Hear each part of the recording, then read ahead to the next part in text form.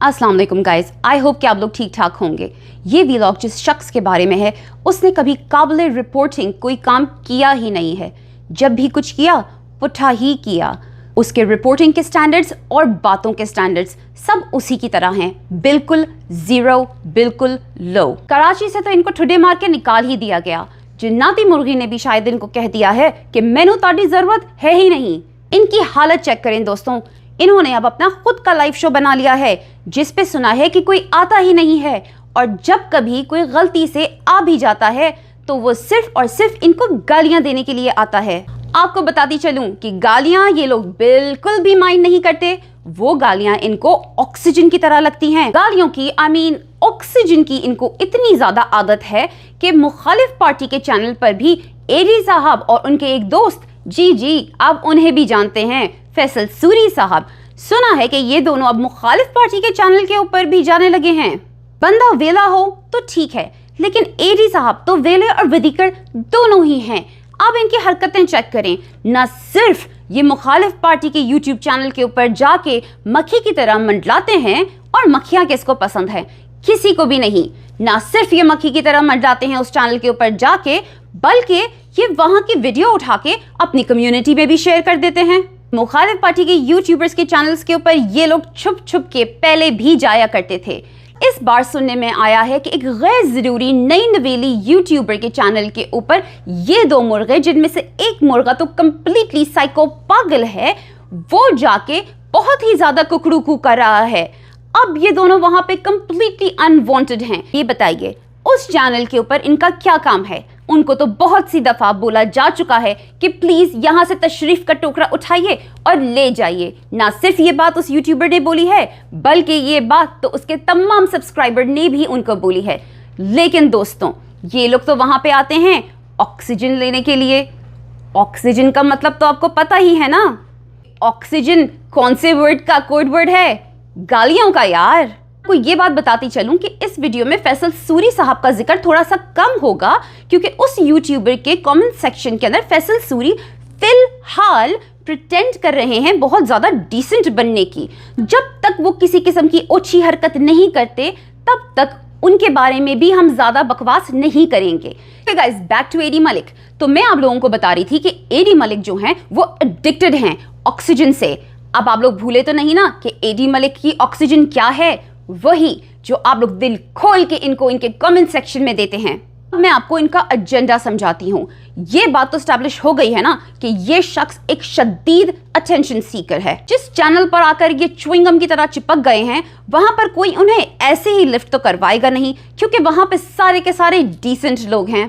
तो फिर इन्होंने सोचा कि क्या किया जाए, अटेंशन कैसे ली जाए, इन लोगों से ऑक्सीजन कैसे ली जाए। ये तो मुझसे कुछ बोल ही नहीं रहे, ये तो मुझसे बात ही नहीं कर रहे। आधा क्रिएटिविटी एडी साहब में बिल्कुल नहीं है। तो इन्होंने वही करा जो ये हमेशा से करते आए हैं, चीपनेस। आपको पता है ना, चीपनेस तो इनके अंदर कूट कूट के भरी हुई है। तो वो इन्होंने इस चैनल के ऊपर फुल ऑन इस्तेमाल करी।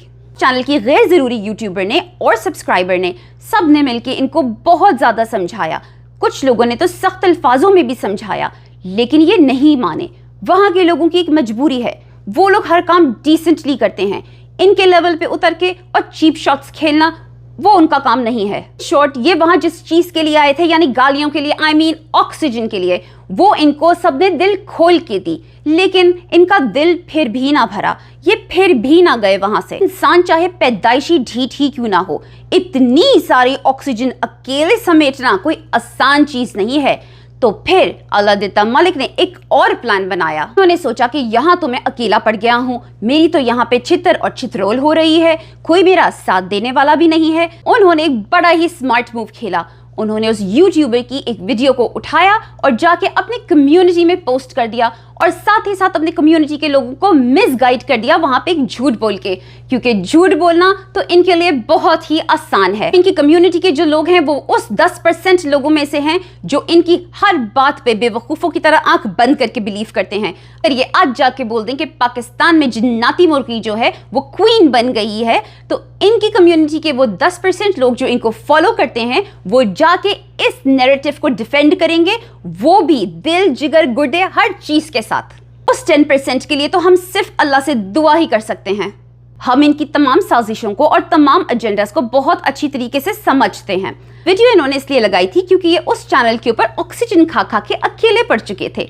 ये चाहते थे कि इनके कुछ टीम मेंबर्स, इनके कुछ साथी मुर्गे वहां पर आ जाएं और आके वो भी कुकड़ू कू करना शुरू कर दें। तो फिर वही हुआ।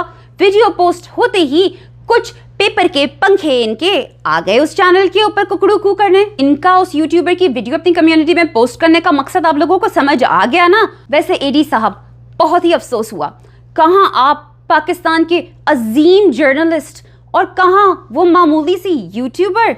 आपकी तो इतनी फैन फॉलोइंग है, आप तो बड़े बड़े लोगों के साथ बैठते हैं। आप क्यों अपने फैंस को नाराज कर रहे हैं? आप क्यों इस यूट्यूबर के चैनल के ऊपर अपनी इज्जत अफजाई करवा रहे हैं? सुना है कि एडी साहब ने इस यूट्यूबर को ये बात बोली थी कि अपने लाइव सेशन के अंदर ये उसको भी डिस्कस करेंगे। जी हाँ, हमें पता है कि आपको औरतों को डिस्कस करने का बहुत ही ज्यादा शौक है।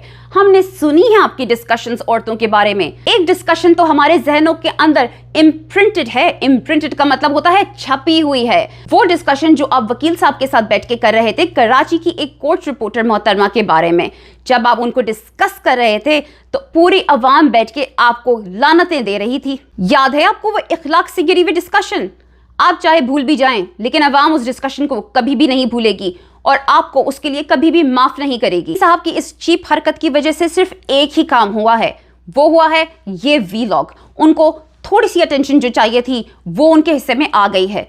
वो भी बेचारे परेशान थे काफी दिनों से कि सारी की सारी अटेंशन तो मियां आसिफ को मिल रही है, या जाफरी साहब के हिस्से में आ जाती है, या जुनैरा माहम के हिस्से में आ जाती है। उनको और फैसल सूरी साहब को तो कोई पूछता ही नहीं है। नाइंसाफी है दोनों के साथ। रोडों पे ये दोनों फिरते हैं, लोगों की फेस टू फेस गालियां ये दोनों खाते हैं। वो तीन तो आराम से एसी के अंदर बैठ के जो दिल में आता है बोल देते हैं। सड़क के ऊपर तो यही दोनों ख्वार होते हैं। तो थोड़ी बहुत अटेंशन तो इनके हिस्से में भी आनी चाहिए। लेकिन भाई, अटेंशन चाहिए ही थी ना तो सीधी तरह से मांग लेते। इस तरह से चीपनेस दिखाने की क्या जरूरत थी? जो मकसद था, जो गोल था, जो मिशन था, वो तो अकम्प्लिश हो गया ना आपका। आपको अटेंशन मिल गई, आपके ऊपर वीलॉग बन गया। तो अब उस यूट्यूबर के चैनल से रफा दफा क्यों नहीं हो जाते? ये भी सुना है कि अल्लाह दिता मलिक क्लेम करते हैं कि वो इस यूट्यूबर की तमाम वीडियोस को शुरू से आखिर तक देखते हैं।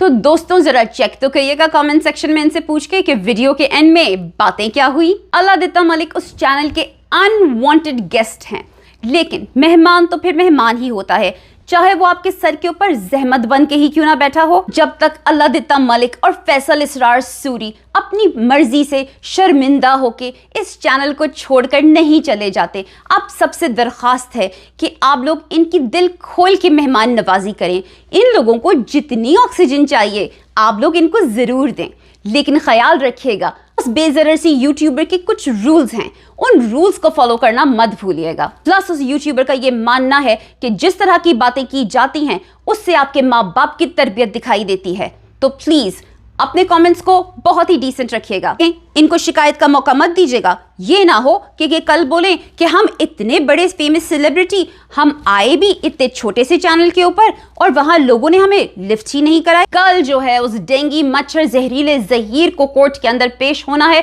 शब और रानी के साथ। प्लीज गाइस दुआ करिएगा कि ना बारिश हो, ना जजेस की छुट्टी हो और इन दोनों की बेल एक्सटेंड ना हो। ये लोग वहीं पर जाएं जहां पे चाइल्ड प्रेडेटर्स को जाना चाहिए, वो है Landi jail. Having said all of that, मैं आपकी इजाजत चाहूंगी। अपना ख्याल रखिएगा, दुआओं में मुझे याद रखिएगा। टेक केयर, अल्लाह हाफिज एंड फी अमान अल्लाह।